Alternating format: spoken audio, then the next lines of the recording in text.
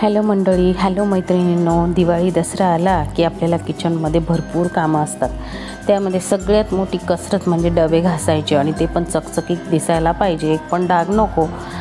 आणि न एनर्जी घालवता, जास्त न थकता, असं वाटतं की पाण्यात टाकल्यावर भांडे एकदम चमकायला पाहिजे. तर मी तुम्हाला असंच काहीसं दाखवणार आहे. तर अगदी चिकट झालेली भांडे, आपण महिन्यातनं किराणा भरतो त्यावेळेस तर आपण ते भांडे घासतोच, पण काही काही डबे आपण जास्त घासत नाही. गुळ असतो, काही असतो की काही नाही खराब झालं म्हणून तसंच ठेवून देतो. तर ते अगदी चिकट, तेलकट, घट्ट डाग असलेले कसं काढायचं, त्यासाठी मी तुम्हाला अगदी सुपर सोल्युशन सांगणार आहे. तर ते तुम्ही बघा. तर एका वाटीमध्ये 1 चमचा मीठ घेतलेला आहे. त्यानंतर 2 चमचे वॉशिंग पावडर, निरमा असो कुठलीही असो ती घ्यायची आहे. त्यानंतर लिंबू सत्व घ्यायचं आहे 1 चमचा, त्यामध्ये कोमट पाणी टाकून घ्यायचं आहे. या पद्धतीने ते पाणी हलवून घ्यायचं. या पद्धतीचं लिक्विड आपण तयार करून घेतलेलं आहे. तर ह्या लिक्विडने आपण कशी भांडे चकाचक निघतील ते बघूया. तर हे लिक्विड तुमच्या खूपच उपयोगात येणार आहे. चला तर मग बघूया याच्याने आपण भांडे कसे निघतात ते बघणार आहोत. तर हे अगदी खराब झालेलं कडक असं चिकट आणि तेलकट डब्याचं झाकण, ते अगदी घासणीने अलगद फिरवायचं आहे. न जोर लावता अलगद नुसतं लावून दिलं तरी ते डाग निघतात आणि चमकायला लागतो डबा. बघा मग व्हिडिओत दाखवल्याप्रमाणे, आणि व्हिडिओ संपूर्ण बघा. त्यात काही टिप्स आणि ट्रिक्स परत मी तुम्हाला सांगितलेल्या आहे. तर संपूर्ण व्हिडिओ बघितल्याबरोबरच ते तुम्हाला कळणार आहे. आणि व्हिडिओ आवडत असेल तर, थोडा जरी उपयोग होत असेल माझ्या व्हिडिओचा, तर एक लाईक करा, सबस्क्राईब करा. तर हे बघा, इथं हे गुळाचं एकदम चिकट आणि कडक होतं, पण नुसतं थोडंसंच हे पाणी फिरवलं ना ते अगदी अलगद निघून आलं. ते बघा, या पद्धतीने अगदी जोर न लावता सहज घासणी फिरवल्याबरोबरच ते सगळं निघून आलं. आणि आपल्याला खूप चकचकीत सुंदर करून घ्यायचं असेल तर किंचित घासणीने जोर देऊन केलं तर अतिउत्तम. तर या पद्धतीने फक्त ते लिक्विड लावलं आणि डबा असा, डब्याचं झाकण अगदी चकचकीत एकदम चमकायला लागलं. जसा डबा नवीनच आणला असा झाला झाकण.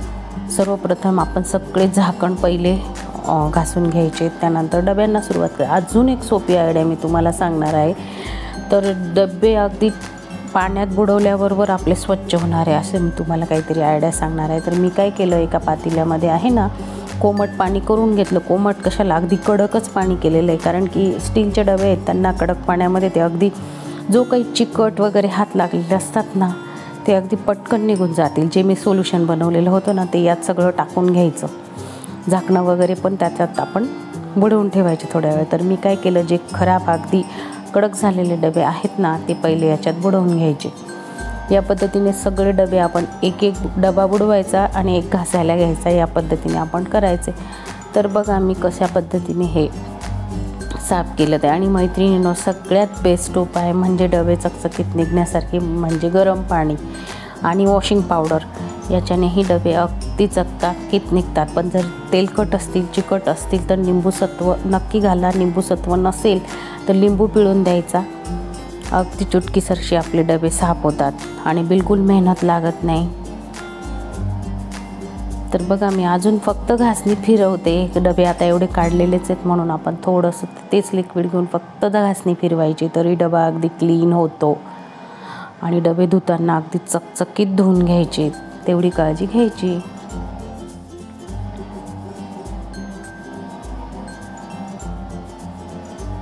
या पद्धतीने नळाखाली अगदी खळखळा मस्तपैकी क्लीन चकचकीत डबे आपण धुवून घ्यायचे आहेत. आधी सगळे झाकणं तेलकट वगैरे घासून वाळत टाकून द्यायचे. त्यानंतर एक एक डबा त्या सोल्युशनमध्ये टाकायचा कोमट पाण्यामध्ये. आणि मग त्याने काय होतं, पटापट डबे आपले निघतात.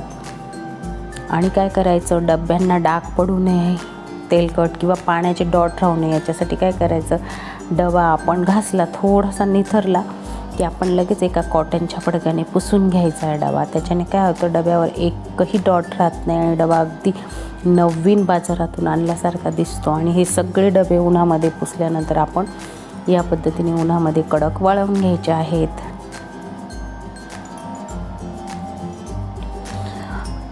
आणि एक एक डबा पुसत बसण्यापेक्षा फटाफट डबे धुवून झाले की ते एका लाईनीत उन्हात लावून द्यायचे आणि परत एक कापड घ्यायचा कॉटनचा आणि एक एक पुसून डबा उन्हामध्ये ठेवायचा। तर या पद्धतीने मी सगळे डबे घासून घेतलेले आहेत आणि वाळायला पण घातलेले, तुम्हाला दाखवण्यासाठी म्हणून मी असं दाखवते की वाळत टाकल्यानंतर आपण हे फडक्याने एक एक डबा पुसून उन्हात वाळू द्यायचा आहे, त्याच्यामुळे ना त्याचे डाग वगैरे बिलकुल राहत नाही।